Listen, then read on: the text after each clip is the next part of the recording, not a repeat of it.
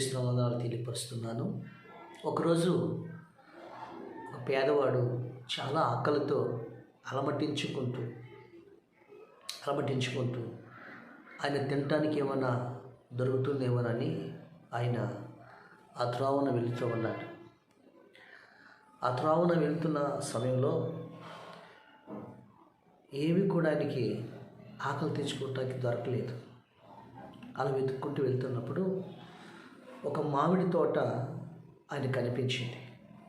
అమ్మయ్య, కనీసం కొన్ని మామిడి పళ్ళను తిందామని ఆ పేదవాడు ఆకలితో ఉన్న వ్యక్తి ఒక రాయి తీసుకుని ఆ మామిడి తోటలో ఉన్న చెట్టుకి ఆ రాళ్ళతో విసిరాడు.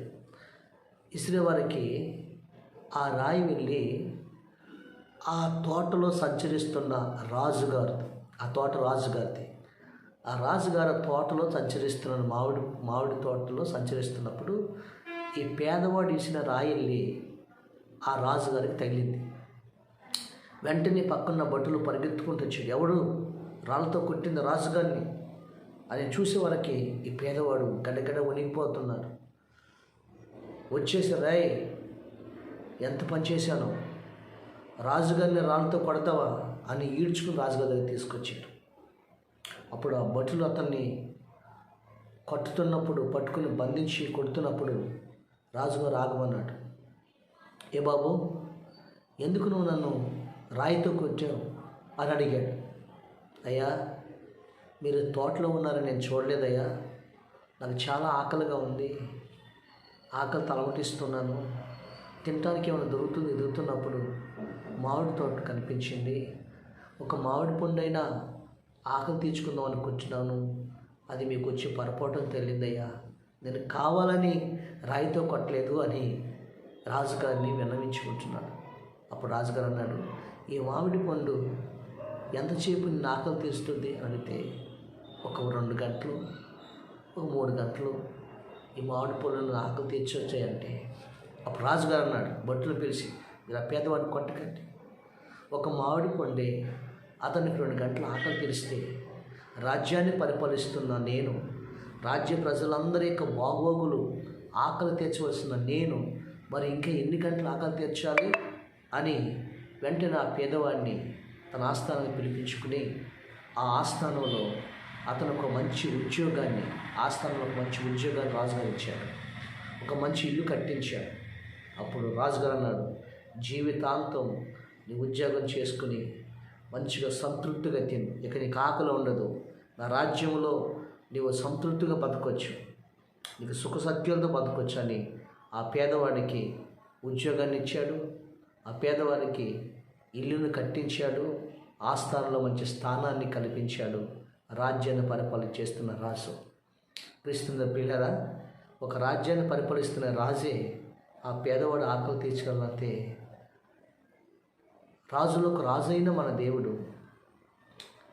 రాజులకు రాజైన మన ప్రభు యేసుక్రీస్తు వారు ఆయన ఇంకెంతగా నీ పట్ల నా పట్ల ఆయన కనికరం కలిగిన వాడు ఉంటాడు, దయగలిగిన వాడు ఉంటాడు. మన ప్రతి కొరతను, ప్రతి అవసరతను తీర్చగల దేవుడు ఆయన లోకాసు వార్తలో ఒక మాట చెప్తాడు. లోకాసు వార్త ఆయన 6వ అధ్యాయము 21వ వచనంలో చూసినట్లయితే ఆయన ఒక మాట ప్రభు చెప్తాడు, ఆకలి కొనిన మీరు ధన్యులు, మీరు తిని తృప్తి పొందుతారు అంటాడు ప్రభు. ఆకలి కొనిన మీరు ధన్యులు, మీరు తిని తృప్తి పొందుతారు అంటాడు దేవుడు. ఈరోజు నీ బిడ్డలు ఆకలితో ఉన్నారేమో, కరువుతో ఉన్నారేమో, కొరతతో ఉన్నావేమో, కొదువుతో ఉన్నావేమో, ఇంటిల్లి పాటు ఒకవేళ ఏ పరిస్థితుల మధ్యలో నువ్వు అలమటిస్తూ ఉన్నావో, ఈరోజు ప్రభు అయిన యేసుక్రీస్తు నీ ప్రతి కొరతని, నీ ప్రతి ఆకలి దప్పులను ఆ దేవుడు తీర్చిపోతున్నాడు. ఆయన. ఏసేపు యాకోబు కుమారులు ఉన్నటువంటి ఏసేపు ఉన్నాడు కదా, ఆ ఏసేపు తన అన్నలకి ఆహారాన్ని తీసుకొస్తుంటే ఏసేపుని పట్టుకుని గోతులు వేశారు. గోతులు వేసి రాత్రంతా కూడా ఆయన ఆకలితో అలమటించాడు. 2 రోజుల నుంచి వాళ్ళ కోసం వెతుకుతూ ఎండలో అలసిపోయి తల మీద ఒక గంప పెట్టుకొని అన్నలకి రొట్టెలను పాలను జున్నును పట్టుకుని వస్తున్నప్పుడు ఆ ఆహారాన్ని అన్నలు తీసుకుని యేసేపుని కాళ్ళు చేతులు కట్టి గోతులో పడేస్తే, అన్నలారా ఆకలి అవుతుంది అన్నయ్య, ఎండలో మీకోసం నడిచి వచ్చాను అన్నయ్య, నాకు ఆకలి అల్లాడిపోతున్నానని అంటే అన్నలు ఏం చేస్తున్నారో తెలుసా?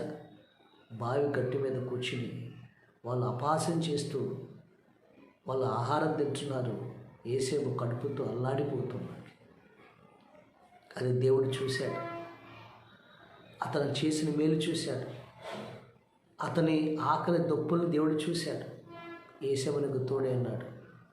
ఒక దినాన ఏం జరిగిందో తెలుసా? యేసేపుని ఐగుప్తు దేశానికి మగమహారాజుగా, ఒక అధిపతిగా, ప్రధానమంత్రిగా దేవుడు చేశాడు. దేవుడు చేస్తే దేశమంతా కరువు వచ్చింది. ఆ రాజ్యాలన్నీ కరువు వచ్చింది. ప్రపంచం అంతా కరువు వచ్చింది. అప్పుడు అందరూ కూడా ఐగుప్తులో ఆహారం సమృద్ధిగా ఉందని ఐగుప్తుకి వెళ్ళారు. అయితే ఏం జరిగింది తెలుసా? యేసేపు అన్నలు కూడా ఆహారం కొనడానికి ఐగుప్తుకి వెళ్ళారు. అప్పుడు రాజుగారు చెప్తారు, ఆదికాండంలో మనం చూసుకున్నట్లయితే ఆదికాండంలో ఈ అద్భుతమైనటువంటి మాటని మనం చూస్తాం. యేసేపు 41వ అధ్యాయంలో ఒక అద్భుతమైన మాటను మనం చూస్తాం. ఏమంటాడంటే, ఆయన రాజు దగ్గరికి అందరూ వెళ్తారు, అయ్యా మాకు ధాన్యం కావాలి, మాకు ఆహారం కావాలి అని అందరూ వెళ్తున్నప్పుడు 41వ అధ్యాయము 55వ వచనం చూసినట్లయితే మాట ఉంటుంది. 55వ వచనం, ఐగుప్తు దేశం అంతటను కరువు వచ్చినప్పుడు ఆ దేశస్తుల ఆహారం కోసం ఫరోతో మొరపెట్టుకున్నది. అప్పుడు ఫరో, మీరు యేసేపునందుకు వెళ్ళి అతను మీతో చెప్పినట్లు చేయడని ఐగుప్తులందరితో చెప్పారు. ఆ కరువు దేశం అంతటా ఉండిన కనుక యేసేపు కొట్లన్నీ విప్పించి ఐగుప్తులకు ధాన్యమును చేశాను. ఐగుప్తు దేశమందు ఆ కరువు భారం ఉండెను, మరియు ఆ కరువు ప్రతి దేశమందు భారమై ఉన్నందున సమస్త దేశస్థులు యేసేపు వద్ద ధాన్యము కొనుటకు వచ్చింది. ప్రజలారా, ఇప్పుడు యేసేపు ఒక రోజు ఒకానొక దినాన ఆకలి తలమటించాడు, వస్త్రహీనుడయ్యాడు, సరసాలు పాలయ్యాడు, చెప్పుకూడి తిన్నాడు.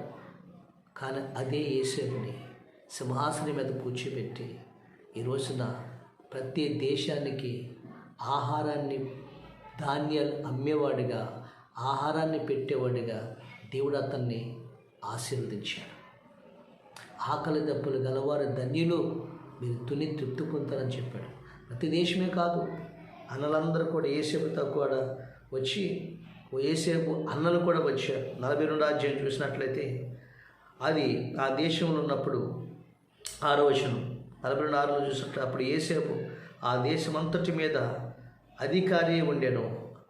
అతడే ఆ దేశ ప్రజలందరికీ ధాన్యము అమ్మకం చేయవాడు. కనుక యేసేపు సహోదరులు వచ్చి వందనములు నేలమోపి అతనికి వందనములు చేసేది. దేవునికి స్తోత్రం. అప్పుడు అంటున్నాడు, యేసేపు తన సహోదరులను చూసి వారిని గుర్తుపట్టి వారికి ధాన్యం ఇయ్యవలే కనబడి, ఆయనకి అన్యుల వలె కనబడి వారితో కఠినంగా మాట్లాడి, మీరు ఎక్కడి నుండి వచ్చి అడిగాను. అందుకు వారు ఏమన్నా తెలుసు, ఆహారం కొనుటకు కానాను దేశం నుండి వచ్చితమనిది. ప్రైజ్. ఈ అన్ననే యేసేపును ఒకరోజు ఆకలితో అలమటించేటట్లుగా చేశారు, గోతులో పడేశారు, అల్లాడిపోయారు. ఈరోజు ఆ అన్నలకి ఆహారం లేక కరువు తల్లాడిపోతూ ఎవరి దగ్గరికి వచ్చారో తెలుసండి? యేసేపును ఒకప్పుడు ఆకలితో అలమటింప చేసిన అన్నలు, గోతులో పడేసిన అన్నలు, అమ్మివేసిన అన్నలు యేసేపు కాళ్ళ దగ్గరికి వచ్చి సాగిలిపడి నమస్కారం చేశారు. క్రీస్తు పిల్లారా, బైబిల్ ఒక మాట తెలుసా? దీన్ని తృణీకరించి వారందరూ నీ పాదములు ఎదుట పడేస్తాడు దేవుడు. కాబట్టి ఆ యేసేపుని ఆహారం ప్రపంచ దేశాలకి ఇచ్చేవాడుగా దేవుడు దీవించాడు. అన్నలు వచ్చి సాగిలిపడిన వందనములు చేశాడు. అంత అధిపతిగా దీవించావు. ఈ రోజున నీవే విషయంలో కొదవతో అల్లాడిపోతున్నామో, నమ్మిన వారు తృణీకరించి మోసం చేసి ఉండొచ్చు, కానీ జీవము కలిగిన దేవుడు యేసేపునకు తోడైనట్లు నీకును తోడై అంటాడు. ఈ రోజున నిన్ను దేవుడు తృప్తిపరచబోతున్నాడు. తృణీకరించబడి నిన్ను తలకు మూలరాయిగా చేస్తున్నాడు. ఏ విషయాలు కొరతలున్నాయో ఆ కొదవులన్నింటినీ కూడా దేవుడు తీర్చి ఈ సంవత్సరం అనేకులకు నిన్నే ఇచ్చేవాడుగా దీవించునుగాక. ఆమేన్. ఆమేన్. పరిశుద్ధుడైన మా తండ్రి, ఈ వాక్యం వింటున్న ప్రతి బిడ్డని కూడా వారికి ఏ కొరతలుందో, వారికి ఏ కొదవుందో వాటన్నిటిని కూడా తీర్చి నాయనా వారిని సంతృప్తిపరిచి దీవించమని యేసు నామములో అడుగుచున్నాము తండ్రి. ఆమేన్. Thank you. ఈ వాక్యాన్ని మీరు కొంతమంది షేర్ చేయండి, కామెంట్ చేయండి, సబ్స్క్రైబ్ చేయండి. దేవుడు మీరు కూడా సువార్తలో పాలుభాగస్తులుగా ఉంటాడు. దేవుడు మిమ్మల్ని దీవించునుగాక. ఆమేన్. Thank you very much.